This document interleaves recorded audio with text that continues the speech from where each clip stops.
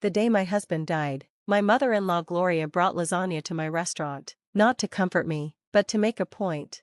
This, she announced, setting the dish on my pristine stainless steel prep counter, is how real Italian food should taste, not that modern nonsense you serve. I stared at the casserole dish, still numb from Mark's funeral that morning. The restaurant's closed today, Gloria. Which is exactly why I'm here. She smoothed her black dress, ever the picture of proper mourning. We need to discuss the future of Bella Luna. My restaurant, the one I'd built from nothing over the past 5 years, the one that had just earned its first Michelin star 3 months ago. There's nothing to discuss. I turned away, starting to clean equipment that was already spotless. Mark left everything to me. Ah, but that's where you're wrong, dear. The false sympathy in her voice set my teeth on edge. Mark may have left you his share of the restaurant, but you seem to have forgotten about the family's involvement.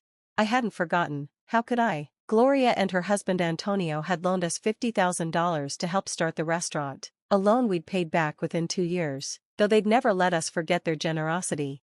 The loan was repaid, I said, still not facing her, with interest. This isn't about money, Julia. She clicked her way around the counter in her expensive heels. This is about legacy, about family. Bella Luna was always meant to be a Romano family restaurant.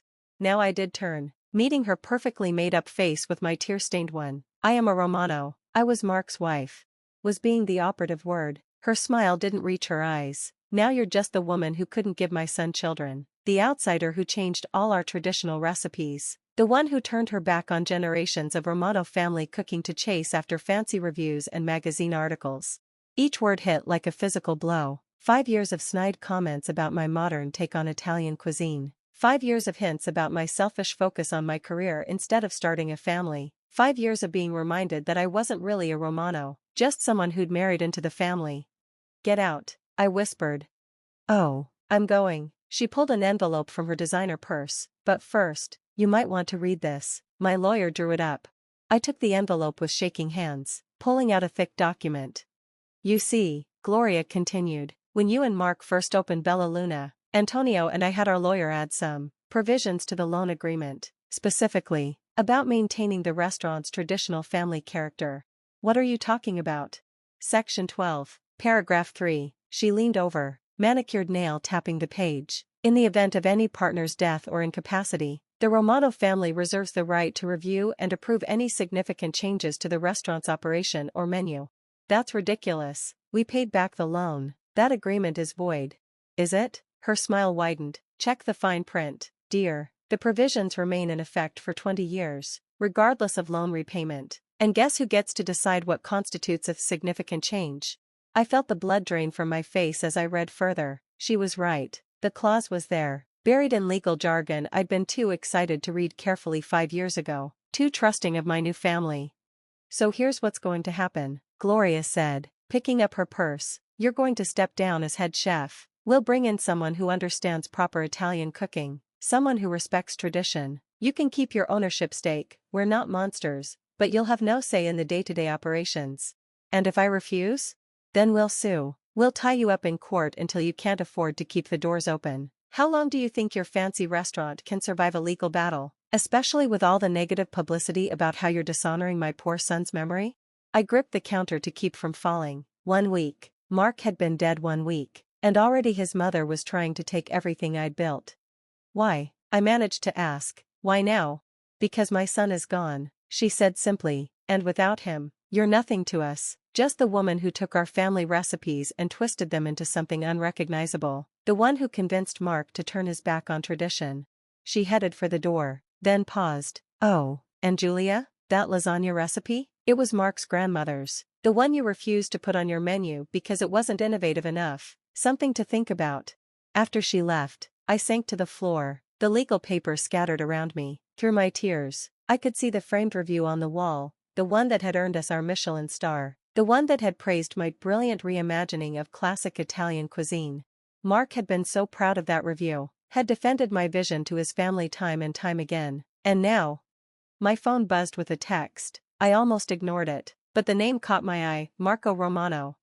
Marco, Mark's cousin, the black sheep of the family who'd gone to California to become a tech entrepreneur instead of joining the family restaurant business, the one who'd actually encouraged my modern take on Italian food. Heard what mom is trying to pull. The message read, "Don't sign anything, I have an idea." I stared at the phone, remembering conversations Mark and I had had about his cousin, about Marco's successful tech company, about his interest in expanding into the restaurant business, about his particular hatred for his Aunt Gloria's attempts to control the whole family through guilt and tradition. Slowly, I stood up, gathering the scattered papers. Gloria thought she had me cornered, thought that without Mark, I was powerless. But she'd forgotten something important. I wasn't just Mark's widow. I was a chef who'd earned a Michelin star, a businesswoman who'd turned a small family restaurant into one of the city's hottest dining spots. And now, thanks to her, I had nothing left to lose. I picked up my phone and texted Marco back, "I'm listening." Gloria wanted a war over family tradition? Fine, but she was about to learn that sometimes the best revenge comes with a modern twist. Marco's idea was better than I could have imagined. Tech companies need good food, he explained over video chat, his California tan glowing through the screen. And my employees are tired of salad bars and sushi. They want authentic Italian food, but with a modern twist. Like what I do at Bella Luna, I said slowly. Exactly. His grin reminded me so much of Mark it hurt. How would you like to expand to Silicon Valley? 2 weeks later, I was in San Francisco, touring sleek corporate campuses and high-end restaurant spaces. Marco introduced me to investors, restaurant groups, and most importantly, his lawyers. The loan agreement is problematic, Marco's legal team admitted, but not insurmountable, especially given what we found in the Romano family trust. What do you mean? I asked. Marco's smile turned wicked. Let's just say Aunt Gloria isn't the only one who knows how to dig up old documents. When I returned home, Gloria was waiting at the restaurant. Ready to be reasonable? She asked, settling into a booth like she owned the place. I have the new chef starting next week. Traditional recipes only, of course. Actually, I said, setting a folder on the table, I have a counterproposal. She barely glanced at it. Julia, dear, we've been through this. The agreement is ironclad. You mean the agreement that requires Romano family approval for any changes? I opened the folder. I have that approval. Now she did look, her perfectly plucked eyebrows drawing together as she read. What is this? Documentation showing that Marco Romano owns 20% of the Romano family trust, the same trust that you and Antonio used to secure the original loan. The color drained from her face. Marco? That ungrateful boy who abandoned his heritage for computers? That ungrateful boy just became my business partner. I sat down across from her. He's investing $10 million to expand Bella Luna into a restaurant group, starting with 3 locations in Silicon Valley. You can't. Can't what? Can't expand without family approval? I pulled out another document. Marco is family, and he fully approves of my modern interpretation of Romano family cuisine. Antonio will never allow this. Actually, a deep voice said from the doorway, I think it's brilliant. We both turned to see Antonio Romano himself walking into the restaurant. My father-in-law looked older than I remembered, grief etching new lines around his eyes. Papa, Gloria stood up. You can't be serious. Why not? He settled his bulk into the booth beside me. Julia has brought honor to our family name, a Michelin star. Gloria, do you know how many Italian restaurants in this city have one? None, except Bella Luna. But the traditions are alive and well. I cut in. Come see for yourself. I led them to the kitchen, where my staff was preparing for dinner service. On one counter sat Gloria's lasagna dish from 2 weeks ago. I had our sous chef reverse engineer your recipe, I explained. It took some time, but we figured it out. Then we did this. I lifted the lid on a nearby warming tray, revealing small, elegant portions of lasagna, but instead of traditional layers, each one was a delicate tower, constructed with handmade pasta and the same flavors as Gloria's recipe, but presented in a way that made them look like modern art. We're calling it Nana's Legacy, I said softly. It's going on the menu next week. Traditional flavors, modern presentation, the best of both worlds. Antonio picked up one of the portions, examining it carefully, then he popped it in his mouth, his eyes closed as he chewed. Mama's recipe, he whispered, but different, better, even. Impossible. Gloria reached for one herself. I watched as she tasted it, saw the moment her certainty wavered. This is what I've been trying to tell you, I said. I never wanted to destroy Romano family traditions. I wanted to honor them by helping them evolve, by showing people that Italian cuisine can be both traditional and innovative. The Silicon Valley expansion, Marco called from the doorway where he'd appeared unnoticed. We'll feature a mix of traditional and modern dishes. Every menu will have a family classics section, showcasing recipes from the Romano archives, presented in new ways, but keeping the original flavors intact. Gloria sank into a nearby chair, but the agreement is satisfied, Antonio said firmly. Julia has Romano family approval, both Marco's and mine. The traditions are being preserved. Just, what was the word you used, Julia? Evolved, I supplied. See, evolved. He turned to his wife. Gloria, basta, enough. Our son chose well when he married Julia. She understands something we forgot, that traditions only survive if they grow.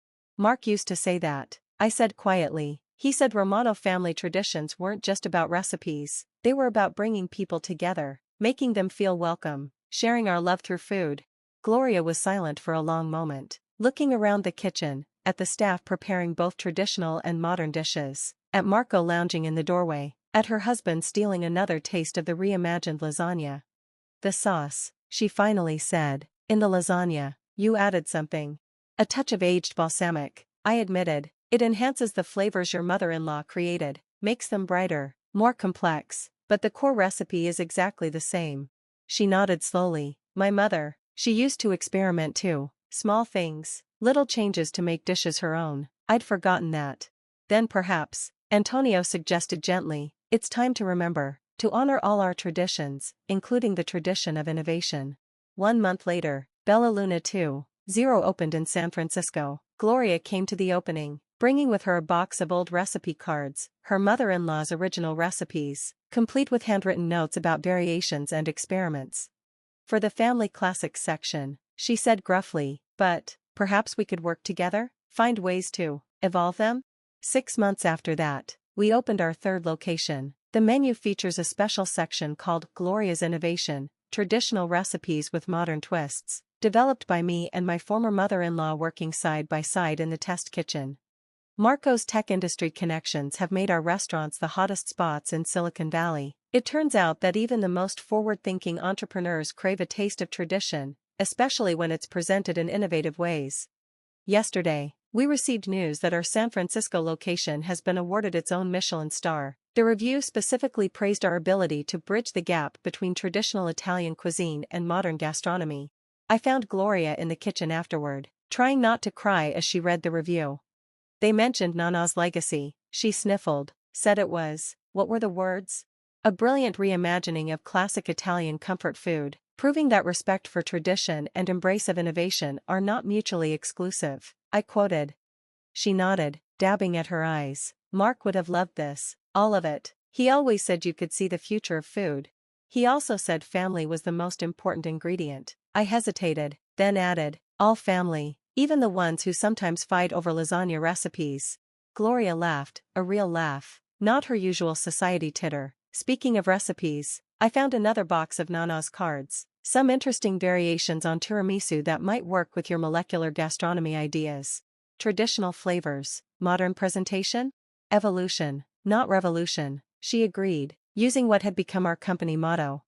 Later that night, after the dinner service, I found myself alone in the kitchen. The framed Michelin star reviews, now 3 of them, hung on the wall, beside a black and white photo of Mark's grandmother in her first restaurant kitchen.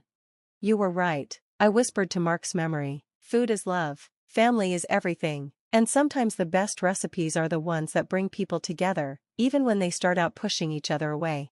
On the counter, next to my modern kitchen equipment, sat Gloria's old lasagna pan. Inside was a new experiment we'd worked on together, a fusion of her mother-in-law's recipe and my modern techniques. Tomorrow, we'd serve it to our regular customers. This dish born of conflict and reconciliation. Some would love it, some might prefer the original, but all would taste what we'd put into it. The perfect blend of tradition and innovation, seasoned with forgiveness and garnished with love. Just like Mark would have wanted.